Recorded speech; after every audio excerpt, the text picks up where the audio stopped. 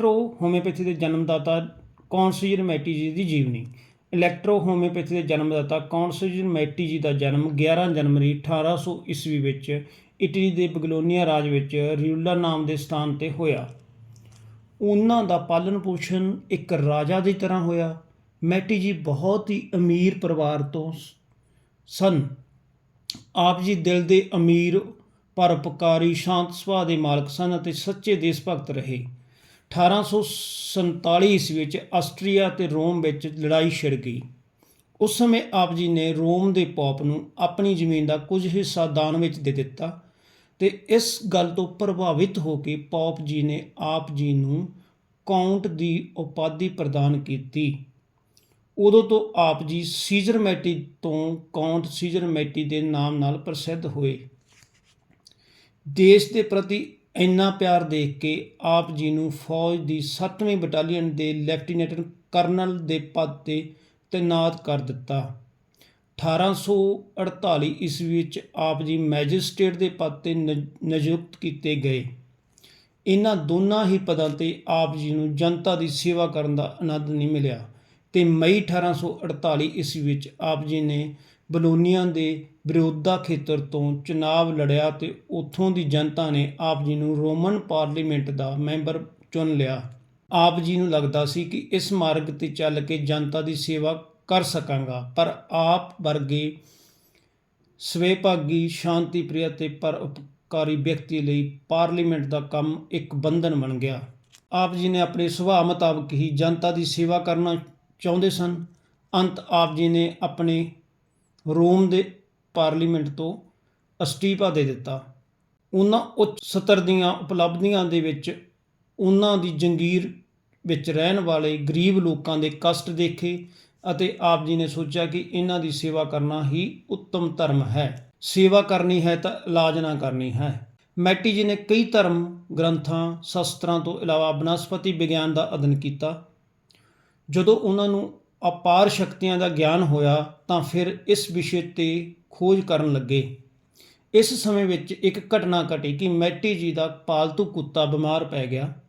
Matte ਜੀ ਨੇ ਦੇਖਿਆ ਕਿ ਉਹ ਇੱਕ ਖਾਸ ਪ੍ਰਕਾਰ ਦੇ ਪੌਦੇ ਦੇ ਪੱਤੇ ਚਬਾਉਣ ਲੱਗਾ ਅਤੇ ਉਹਨਾਂ ਪੱਤਿਆਂ ਵਿੱਚ ਲੋਟ-ਪੋਟ ਹੋਣ ਲੱਗਾ ਅਤੇ ਕੁਝ ਦਿਨਾਂ ਬਾਅਦ ਤੰਦਰੁਸਤ ਹੋ ਗਿਆ।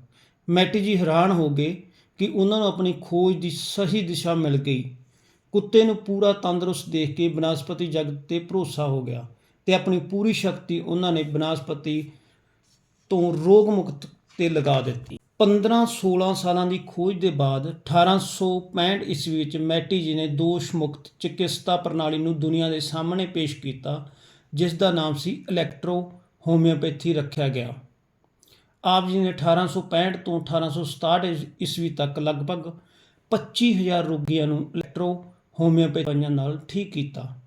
ਇਸ ਗੱਲ ਤੋਂ ਪ੍ਰਭਾਵਿਤ ਹੋ ਕੇ 1869 ਈਸਵੀ ਵਿੱਚ ਰੋਮ ਦੇ ਪੋਪ ਨੇ ਇਟਲੀ ਦੇ ਪ੍ਰਸਿੱਧ ਹਸਪਤਾਲ ਸੈਂਟ ਥਰੇਸਾ, ਜੋ ਕਿ ਬੋਲੋਗਨਾ ਯੂਨੀਵਰਸਿਟੀ ਨਾਲ ਸੰਬੰਧਿਤ ਹੈ, ਵਿੱਚ ਅਲੱਗ ਵਿਭਾਗ ਖੋਲ੍ਹ ਕੇ ਮੈਟੀ ਜੀ ਨੂੰ ਇਲੈਕਟ੍ਰੋ ਹੋਮਿਓਪੈਥੀ ਅਸ਼ੁੱਧੀਆਂ ਦੇ ਨਾਲ ਸੇਵਾ ਕਰਨ ਦਾ ਅਵਸਰ ਪ੍ਰਦਾਨ ਕੀਤਾ।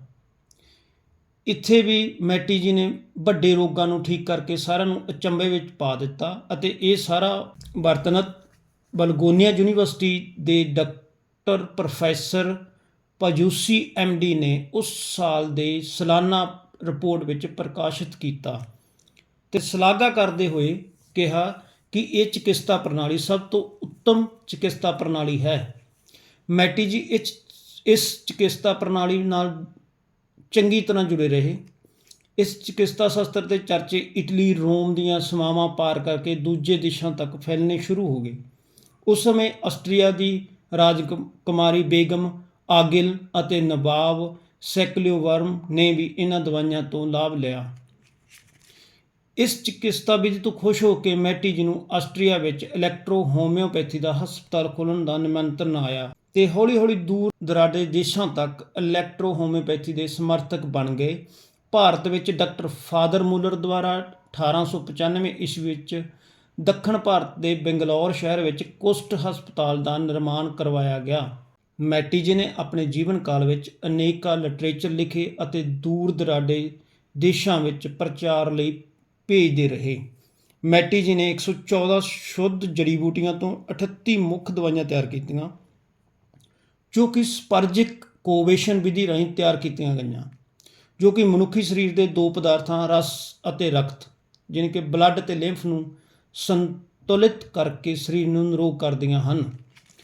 ਕੌਨਸੀਜਰ ਮੈਟੀ ਜੀ ਇੱਕ ਸੰਤ ਦੀ ਤਰ੍ਹਾਂ ਰਹੇ। ਉਹਨਾਂ ਨੇ ਆਪਣੀ ਪ੍ਰਯੋਗਸ਼ਾਲਾ ਨੂੰ ਇਟਲੀ ਸਰਕਾਰ ਤੋਂ ਪੰਜੀਕਰਨ ਕਰਵਾ ਕੇ ਦਵਾਈ ਦਾ ਨਿਰਮਾਣ ਕੀਤਾ।